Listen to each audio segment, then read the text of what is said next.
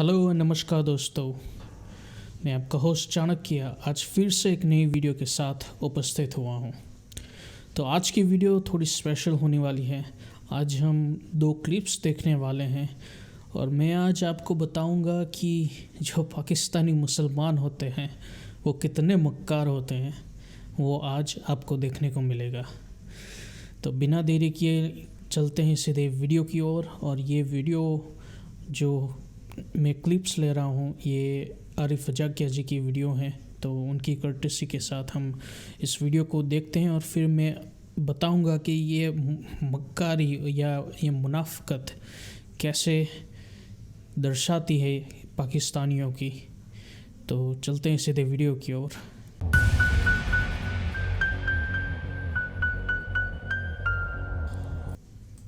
बड़ा डिसअपॉइंटिंग रहा है। और पाकिस्तान की असेंबली में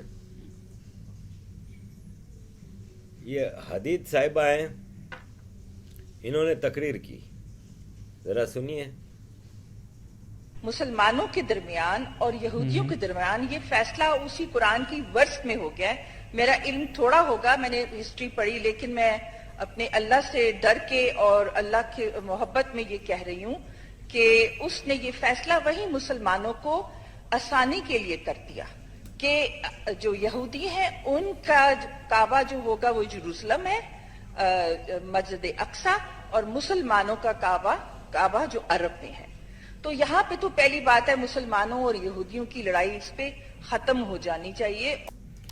बहुत बढ़िया बात कर रही है। तो ये हैं हदीद नाम की औरत है, पाकिस्तानी असेंबली में कोई एमपी है मेरे ख्याल से, और वो पाकिस्तानी असेंबली में खड़े होकर ये बातें कह रही है कि मैं कुरान का हवाला दे के कह रही हूँ कि जो यहूदियों का काबा है वो है जेरूसलम, और जो मुसलमानों का काबा है वो अरब वाला काबा, जो भी ये लोग जाते हैं हज करने के लिए, वो काबा। तो लड़ाई तो कोई होनी ही नहीं चाहिए। सीधी सी बात है कि जेरूसलम इज़राइल को दे दो। जो इज़राइल जितनी जो वो ज़मीन अभी इज़राइल के पास है वो इज़राइल को दे दो और इज़राइल को रिकॉग्नाइज़ कर लो, सीधी सी बात है। तो ये बात अभी ये हदीद साहिबा हमें बता रही है। अच्छी बात है, अभी तो अच्छी बात है। फिर मैं आपको बताता हूँ कि मक्कारी कैसे होती है। और हजूर सल्लल्लाहु अलैहि वसल्लम ने भी कहा था, हजरत अली ने भी कहा था कि अपने दुश्मन को दोस्त बना लो। और सबसे बेहतरीन मिसाल हजूर सल्लल्लाहु अलैहि वसल्लम ने दी, जिनको यहूदियों को उनके साथ मिलके काम किया। और उसके बाद हम दूसरी बात मैं ये भी देखती हूँ कि हम इतना यहूदियों के नाम पे एक दूसरे को बुरा भला कहते हैं और इतना हम डिग्रेड करते हैं।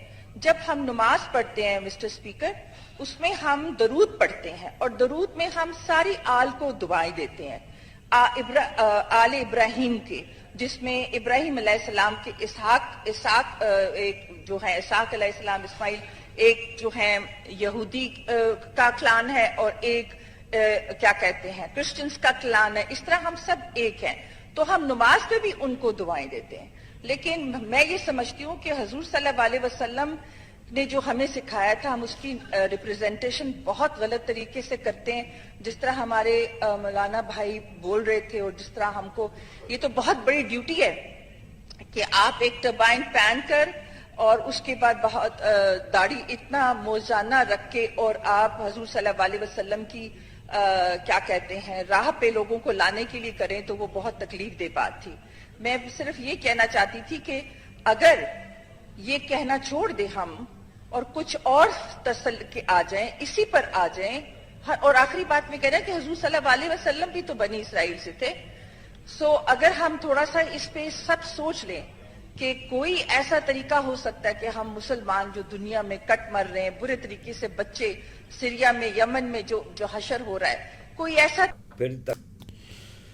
तो ये जो साहिबा थी हदीद साहिबा, इन्होंने कहा कि इन्होंने फिर जो प्रॉफिट मोहम्मद है उनका नाम लेके कहा कि प्रॉफिट मोहम्मद भी नहीं चाहते कि हम यहूदियों के साथ लड़े और ये सब मार काट हो। और फिर उन्होंने कहा कि यमन में ये सब हो रहा है, ये सब क्यों हो रहा है, ये इसी का नतीजा है कि पावर स्ट्रगल चल रही है इज़राइल और पैलेस्टाइन के बीच में। तो इसी के चक्कर में ये सब हो रहा है। अब आप देखिए कि एक औरत और एक एमपी पाकिस्तान की असेंबली में खड़े होकर एक डायलॉग की बात करिए कि हमें पैलेस्टाइन, यानी अब ऑब्वियसली पाकिस्तान तो पक्ष लेगा ही पैलेस्टाइन का, तो पैलेस्टाइन और इज़राइल के बीच में डायलॉग होना चाहिए। ये एक एमपी पाकिस्तान की असेंबली में कह रही है, जबकि पाकिस्तान ने कभी भी इज़राइल को रिकॉग्नाइज ही नहीं किया। अब बताइए, मतलब एक कंट्री जो इज़राइल को रिकॉग्नाइज ही नहीं करती, वहाँ की एमपी ये कहती है कि भाई तुम्हें पैलेस्टाइन और इज़राइल को डायलॉग करना चाहिए। तो फिर इसका नतीजा आप समझ ही सकते हैं कि क्या होने वाला है। फिर इनके ऊपर फतवे लगे, इनको मौलवियों ने पूरा प्रेशर किया, और फिर सिर्फ एक ही दिन में कैसे ये 360 डिग्री टर्न लेती है, ये बात हमें अब आरिफ अजा के जी बताएंगे। और उसके बाद हम वो जो 360 डिग्री टर्न लेके ये जो साहिबा क्या बोलती है और किस तरह से अपनी मक्कारी दिखाती है, वो भी हम सुनेंगे। तकरीर करने के बाद इनको घर जाके गलती का एहसास हुआ जब बैकलैश हुआ और इनके नाम के फतवे निकले, और इनको जब खूब धमकियां मिली और इनके खानदान की जिंदगी हराम हो गई, तो सॉफ्टवेयर अपडेट हुआ। तो अगले दिन इन्होंने ये तो इस्राइल ने हमारे बहन भाइयों के साथ वहां पे किया है सर। अब ये बात पे वाजे हो जाना चाहिए कि अब उसके खिलाफ जिहाद के अलावा। ओ बाप रे, अभी तो एक दिन पहले तो आप डायलॉग की बात कर रही थी, इज़राइल और पैलेस्टाइन के बीच में डायलॉग होना चाहिए, अब सीधा जिहाद पे आ गई। वाह रे तेरी मक्कारी, और कोई काम नहीं हो सकता। वाह, देखिए इन मौलानाओं को देखिए, इन्हीं लोगों ने पूरा प्रेशर डलवाया है उस पर। मुझे मालूम है, इन्हीं मौलानाओं ने पूरा का पूरा प्रेशर डलवाया है। फतवे लगा करके उस लेडी को 360 डिग्री टर्न कराया है यार। देखिए, मैं कहूँगा मक्कारी यार, ये मक्कारी तो जबरदस्त है। जैसे उन्होंने हमारे बच्चे और औरतों को जुल्म कर रहे हैं सर, मैं आप लोगों के साथ हूँ। वाह, मैं सबसे पहले जिहाद में जाऊंगी। ओ बाप रे, सबसे पहले एक ही दिन, सिर्फ एक दिन पहले क्या कह रही थी कि भाई साहब कुरान में लिखा है कि यहूदियों का जो काबा है वो जेरूसलम है, और जो मुसलमानों का काबा है वो है अरब वाला काबा, जहाँ पे अभी हम जाते हैं हज करने के लिए। और फिर उन्होंने कहा कि प्रॉफिट मोहम्मद भी नहीं चाहते थे कि यहूदियों के साथ हमारे रिश्ते ख़राब हो, हम उनके साथ लड़े। और फिर सिर्फ एक ही दिन में क्या 360 डिग्री टर्न मारा है, और कह रही है कि मैं खुद पहले जिहाद करने के लिए जाऊंगी। वाह रे तेरी मक्कारी, वाह। सर, मेरा नाम सबसे पहले जिहाद में डाला जाए और मैं सबसे पहले अपने फलस्तीन बहन भाइयों को उन नासूरों से छुड़ाऊंगी जिन्होंने जुल्म की इंतहा कर दी। और सबसे ज्यादा शर्मिंदगी की बात एक औरत का धब्बा कामिला हारिस ने किया सर। अब इंटरेस्टिंग बात है, अब इस पर भी मैं उसके पागल होने वाला हूँ। कमला इस पर जिसने उस एक्ट को जो इसराइलियों ने औरतों और मर्दों पे जुल्म किया, उसने जायज किया। वो वाइस प्रेसिडेंट ऑफ अमेरिका, उसको एक औरत के नाम पे मैंने उसको धब्बा तस्वुर करती हूँ। मुझे शर्म आती है कि मैं पहले ही सोचती थी कि मुसलमानों को डायलॉग पे जाना चाहिए। नो सर, अब मैं इस बात से पीछे हटती हूँ और मैं कहती हूँ कि जिहाद के अलावा और कोई नहीं है। हम ऐलान जिहाद करते हैं और हम फलस्तीनियों के खून का बदला लेने तक अपना एक एक बच्चा हाजिर करते हैं। और अमेरिका को बता देना चाहते हैं, कामिला हारिस को मैं बता देना चाहती हूँ अच्छा। कि अगर आपकी मदर इंडिया से थी और आपने खड़े होके इस्राइल के एक्ट को, इस बेईमाना एक्ट को जायज किया है, आपने दरअसल अमेरिका की बात नहीं की, अच्छा। आपने इंडिया की बात की है। आपने पीछे से इंडिया की जो जोड़ है इस्राइल के साथ वो किया है, और इसमें पूरे अमेरिका को शर्मिंदा होना चाहिए कि उनकी वाइस प्रेसिडेंट ऐसी है जिसने इंडिया की जुबान खड़े होकर इस्राइल के लिए बोली। वो औरत के नाम पे क्या, वो इंसानियत के नाम पे। वाह ये जो आखिरी में ये जो बोला है कि कमला हैरिस है, वो है vice president of United states, right. अब वो अगर किसी एक्ट जो इज़राइल ने पास किया उसको सपोर्ट कर रही है, इसका मतलब ये हुआ कि जो इंडिया और इज़राइल का जो रिलेशनशिप है, जो अंडरग्राउंड रिलेशनशिप है, उसको समर्थन दे रही है। मतलब कहाँ से जाहिल आते हैं यार, क्या जाहिल लोग हैं यार पाकिस्तान में भरे पड़े यार। मुझ जैसे यार एक मामूली सामान्य इंसान को तक पता है कि यार देखिए अभी क्या आपने सुना कभी, अभी जो ये जो हो रहा है, ये जो इज़राइल और पैलेस्टाइन के बीच में जो कॉन्फ्लिक्ट हो रहा है, उसमें क्या इंडिया ने खुल के समर्थन दिया इज़राइल को? मुझे ये बताया जाए।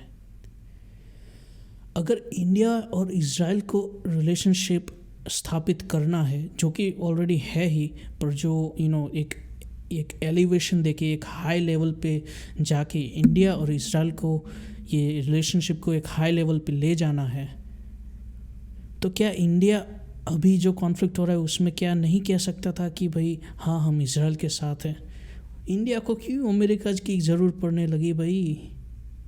मुझे तो ये समझ में नहीं आ रहा। और दूसरी बात ये, और इन जाहिलों को यार क्या बताऊँ मैं, अगर कोई इंडियन ओरिजिन का बच्चा अमेरिका में पैदा होता है, फॉर एग्ज़ाम्पल भारत से पेरेंट्स आए, वो यहाँ पे सेटल हुए और उनका बच्चा हुआ, राइट, तो उनके बच्चे को अगर संस्कार दिए गए तो डेफिनेटली वो भारत का जो कल्चर है उसके साथ जुड़ेगा, पर उसकी लॉयल्टी कभी इंडिया के साथ नहीं होगी, उसकी लॉयल्टी अमेरिका के साथ होगी। और ये बात सब पे लागू होती है, ये बात पाकिस्तानियों पर भी लागू होती है। जो पाकिस्तानी अमेरिकन बॉर्न है वो भी कभी पाकिस्तान को, मतलब वो कभी नहीं चाहेगा कि भाई मैं पाकिस्तान वापस जाऊँ और वहाँ पे रहने लगूँ। उसकी लॉयल्टी भी, वैसे अब इस्लाम बीच में आ जाता है तो मैं उसका कुछ नहीं कर सकता, पर ज़्यादातर माना जाए तो उसकी लॉयल्टी अमेरिका के साथ ही होगी, उसकी लॉयल्टी पाकिस्तान के साथ नहीं होगी। तो इन जाहिलों को पता नहीं है यार। और कमला हैरिस जिसकी पूरी परवरिश क्रिश्चियनिटी के साथ हुई, और हम सबको पता है कि अमेरिका का जो रूह है वो क्रिश्चियनिटी ही है, तो फिर कैसे कमला हैरिस इंडिया की बात करेगी, जो इंडिया की कंट्री को तुम कहते हो कि ये हिंदू राष्ट्र है? क्यों कमला हैरिस जिसकी परवरिश क्रिश्चियनिटी के साथ हुई वो हिंदू राष्ट्र की बात करेगी? मतलब इन जाहिलों का दिमाग कहाँ से इनको इंडिया के अलावा कुछ दिखता नहीं यार, इनको इंडिया के अलावा कुछ नहीं दिखता। ये है जाहिल, देख लिया मक्कारी, पूरी की पूरी मक्कारी। एक ही दिन में कितना बदलते हैं ये लोग। ये है पाकिस्तानी मुसलमानों की मक्कारी। आई होप आपको ये वीडियो पसंद आई होगी। अगर आपको ये वीडियो पसंद आई है तो प्लीज़ लाइक दिस वीडियो और मेरी चैनल को सब्सक्राइब करना मत भूलिएगा। मिलता हूँ अगली वीडियो में, तब तक के लिए थैंक यू सो मच।